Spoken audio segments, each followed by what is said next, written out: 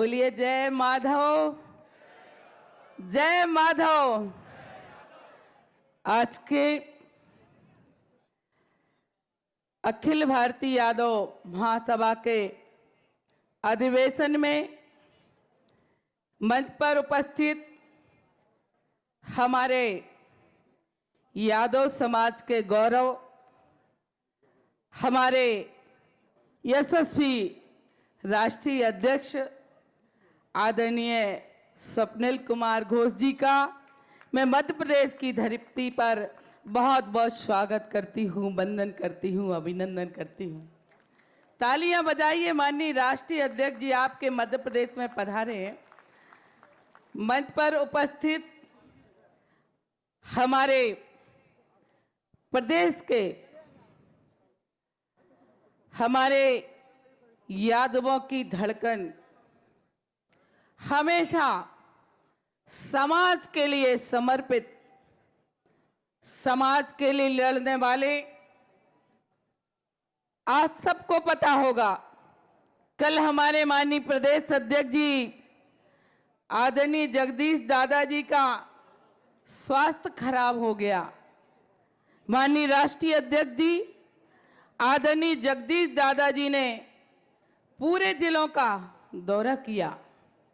उनको चिंता थी, उनको टेंशन था, इसलिए स्वास्थ्य खराब हो गया। हम सब लोग चिंतित हो गए थे और दादाजी वहाँ हम लोगों को बिल्कुल अच्छा नहीं लग रहा था, क्योंकि जब हमारे प्रदेश के अध्यक्ष समाज की चिंता करने वाले गौरव हॉस्पिटल में एडमिट थे, लेकिन आप 3-4 घंटे में भगवान कृष्ण की कृपा से ठीक हो गए। हम लोगों को बीच में आज भी इनको अगर युवा अध्यक्ष कहें तो अतिशयोक्ति नहीं होगी, इतने दौड़ रहे हैं। ऐसे हमारे आदरणीय दादाजी, मंच पर उपस्थित हमारे देश से आए हुए समस्त प्रदेशों के हमारे पदाधिकारीगण और हमारे प्रदीप यदु जी, हमारी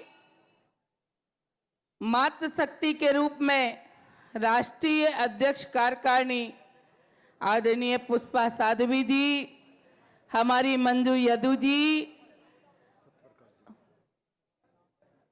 हमारे आदरणीय सत्यप्रकाश जी भाई साहब, जो हमारे अखिल भारतीय यादव महासभा के महासचिव हैं, जो इतना काम करते हैं पूरे देश में। तालियां बजाइए। माननीय हमारे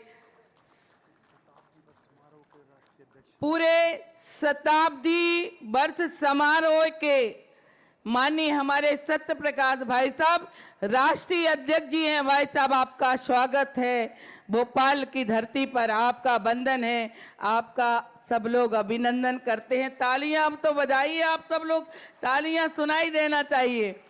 मंच पर उपस्थित सभी हमारे समाज के महान भाव, मंचासीन सभी पूरे देश से आए हुए यादवों को, गौरव को मैं प्रणाम करती हूँ, आप सबका वंदन करती हूँ और आप सबका अभिनंदन करती हूँ।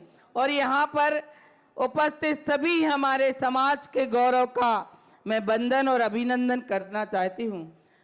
मुझसे पहले कई वक्ताओं ने अपनी अपनी बात रखी, विषय आया यहाँ पर, और हमारे बहुत से सीनियर लोगों ने, अनुभवी लोगों ने, और हमारे बलवीर यादव जी जो संचालन कर रहे हैं, जो कार्यकारी अध्यक्ष भी हैं, अपनी अपनी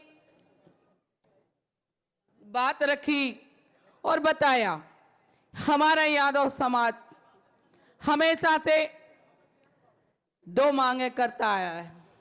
एक तो अभी भोपाल की धरती पर हमारे प्रदीप यदु जी के नेतृत्व में कार्यक्रम हुआ था कि यही रेजिमेंट हक है हमारा, और इसको हम बोलिए ना लेके रहेंगे।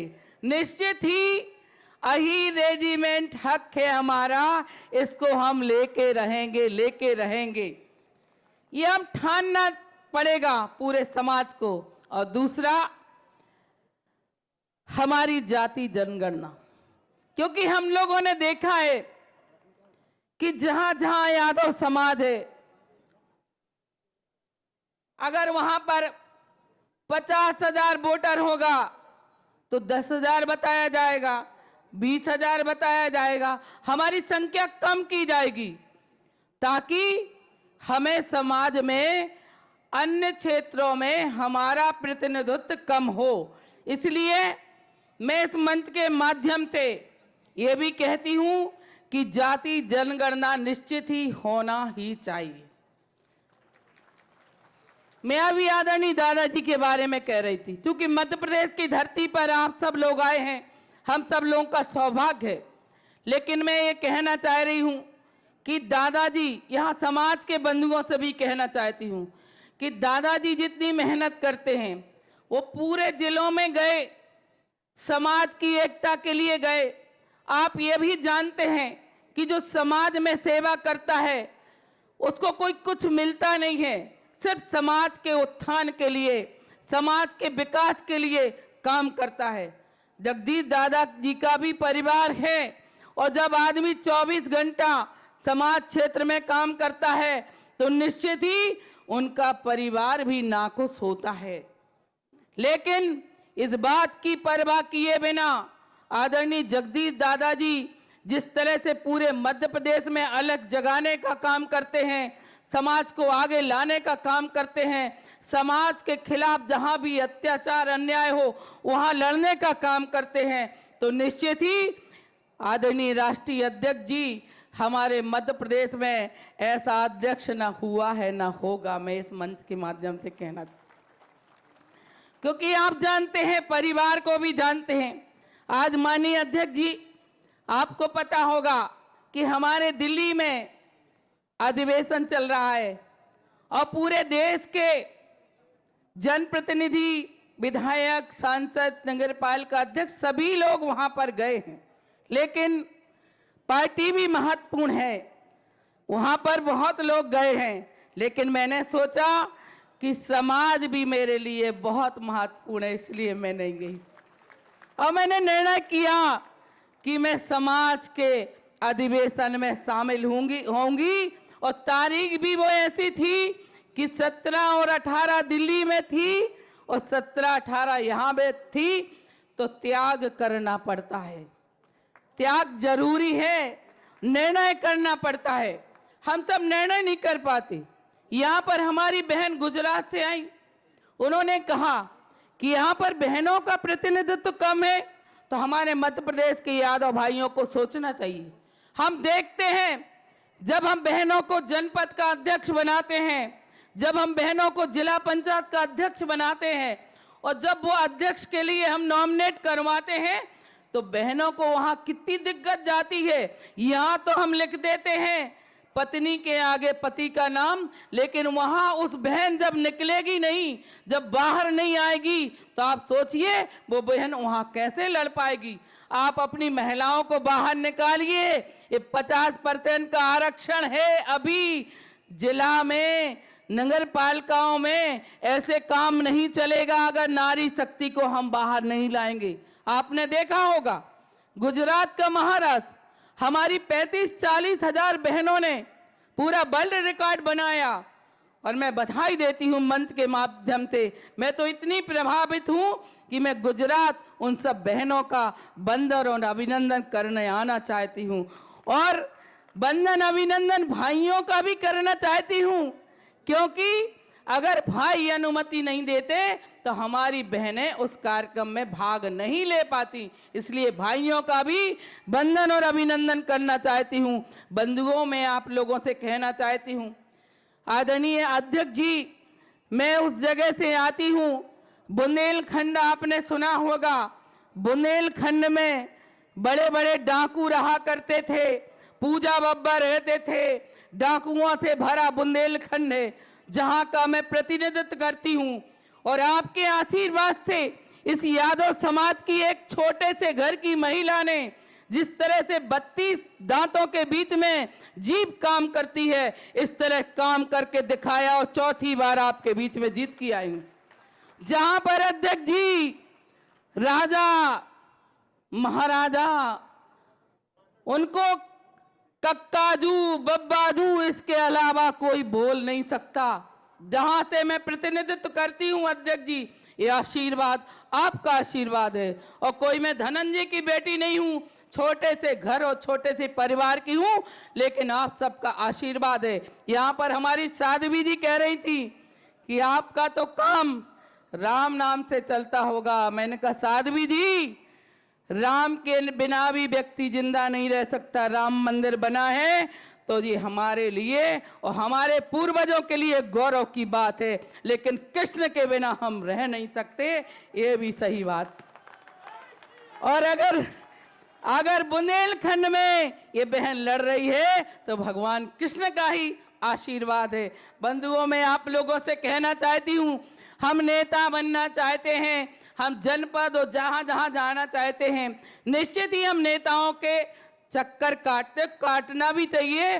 कोई ना कोई आदर्श हमारा होता है, निश्चित होता है, लेकिन जब तक आप कर्म नहीं करोगे, जब तक आप काम करके नहीं दिखाओगे, तो पीछे पीछे चलने से आपको कुछ मिलने वाला नहीं है। हमने सवेरे से कुर्ता पजामा पहन लिया, नेताजी के पास आ गए।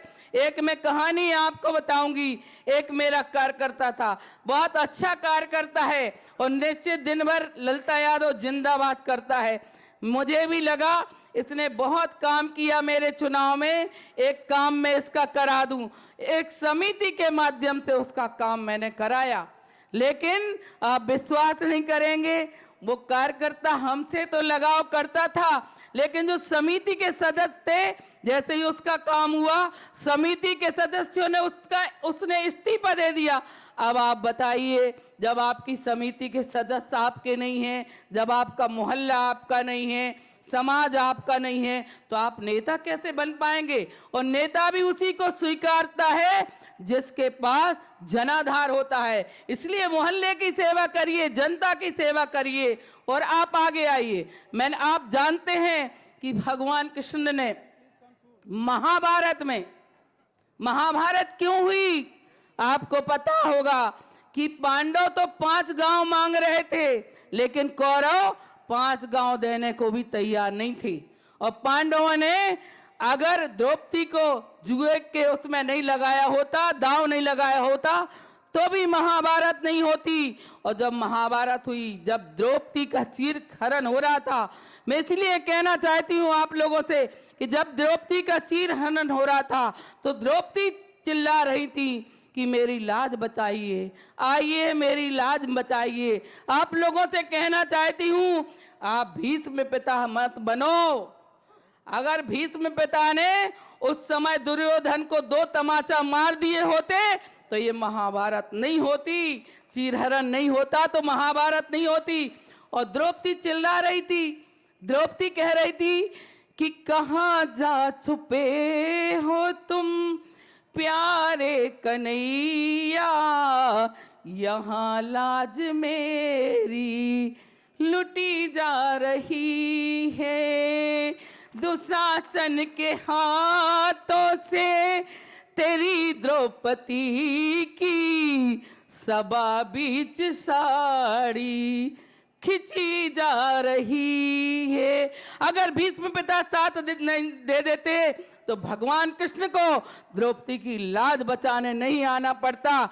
मैं इसलिए कहना चाहती हूं कि आप लोग भीष्म पिता मत बनिए, पड़ोस का साथ दीजिए, समाज का साथ दीजिए, छोटी छोटे जगह के लिए नहीं लड़िए, जुआ नहीं खेलिए, बहनों को आगे निकालिए। मैं तो समाज के लिए समर्पित हूं।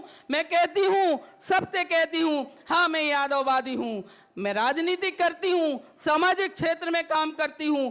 आदरणीय अध्यक्ष जी, जिस क्षेत्र से मैं चुनाव जीत के आती हूं वहां 17-18 यादव मात्र हैं, 1000 मात्र हैं। और जिस क्षेत्र से मैं पिछली बार चुनाव हार के आई थी वहां 40,000 यादव हैं। तो मैं ये कहना चाहती हूँ आप लोगों से कि समाज की राजनीति तो करती रहूंगी। आदरणीय दादाजी ने, जब मैं मिनिस्टर बनी थी तो दादाजी ने कहा था अब आपके पास बहुत काम है, तो मैंने यही कहा था कि दादाजी मैं समाज की सेवा करूंगी, आप जहां बुलाएंगे जहां आऊंगी, जहां समाज ने बुलाया है जहां मैं आई हूं। और मैं आप लोगों से यही कहती हूं, इस ललिता यादव को अगर जाना गया है, ललिता यादव अगर यादव नहीं होती, गर्व से कहती हूं, यादव नहीं होती तो मंत्री नहीं बनती, और अगर यादव नहीं होती तो मैं विधायक भी नहीं बनती। इसलिए समाज का आशीर्वाद मुझे प्राप्त है। मैं समाज को बहुत बधाई देती हूं कि जो सामने प्रत्याशी था वो 50 करोड़ का चुनाव लड़ा, लेकिन जनता ने मुझे आशीर्वाद दिया। इसी तरह से आप लोग मुझे आशीर्वाद बनाए रखें, मंच का आशीर्वाद मुझे मिलता रहे और मैं समाज की सेवा करती रहूं, क्योंकि राजनीति 10 साल करूंगी, लेकिन समाज की सेवा जब तक मेरे सीना में दम है, जब तक मैं चल पाऊंगी तब तक यादव समाज की सेवा करती रहूंगी। और समाज को मैं कहना चाहती हूं, छतरपुर जिला हो या मध्य प्रदेश हो, आप निर्भीक होकर रहिए। आपको आधी रात को कोई कष्ट होगा, कोई आए ना आए, लेकिन ललिता यादव आपके बीच में खड़ी रहेगी। इन्हीं शब्दों के साथ आप सब लोगों को प्रणाम करती हूं, आपका वंदन करती हूं, आपका अभिनंदन करते हुए अपनी वाणी को विराम देती हूं। बोलिए जय माधव, जय माधव। धन्यवाद।